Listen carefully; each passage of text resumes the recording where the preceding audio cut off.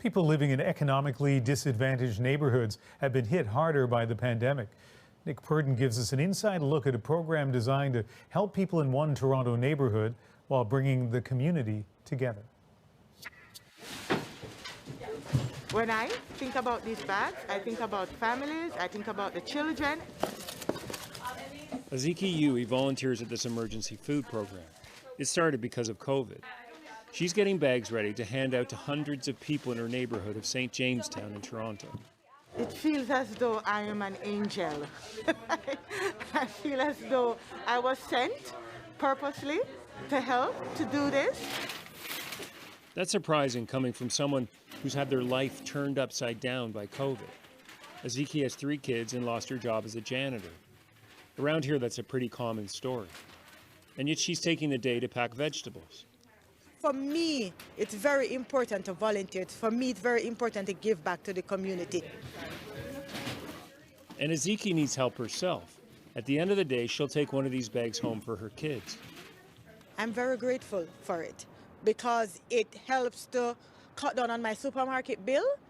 It helps me not to be so stressed because I have 3 grandchildren and they eat a lot. What I get in that bag helps me in terms of getting something healthy. I do not have to depend on tin food. I can depend on what is in those bags. But everyone here knows this is an emergency program. Money will run out at the end of March, and that could be it.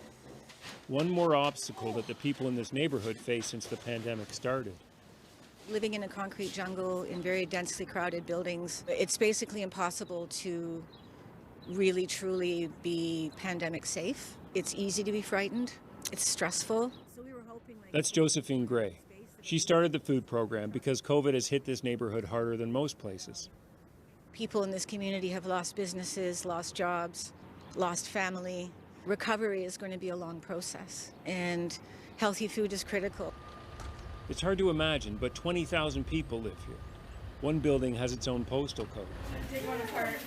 Demand for the emergency food program was so high, Josephine stopped advertising. She knew she wouldn't be able to meet the demand. I see the need myself.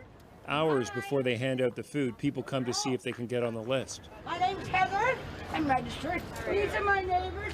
A resident who gets a food bag has brought her neighbors. Actually, let's do it at 3 o'clock because right now we're a little busy. Okay. So when you come back, we'll get you all set up and on the list for next week as well, okay? By 3 o'clock, if they're lucky, there'll be food left over and they'll be able to take some home.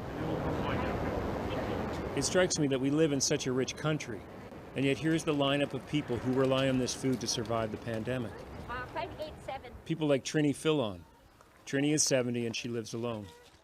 For me, COVID changed my life in a very unpleasant way. Depression comes from time to time. Even I want to be strong, but when it hits me, I'm depressed. I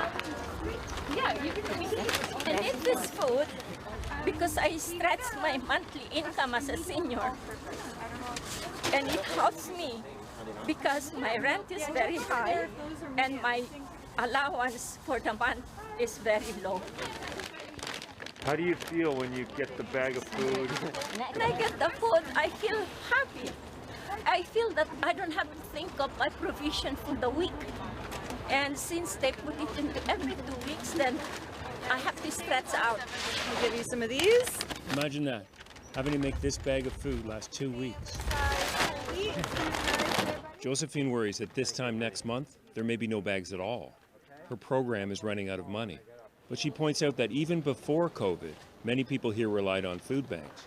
So what she's really fighting for, and has been for years, is a permanent solution to the food problems here. A big focus of our work has been trying to create a self-sustaining healthy food hub that grows its own food, collects and gathers food, distributes and processes food, and becomes self-sustaining is incredibly important. I can't give up. I have to keep trying. Thank you very much.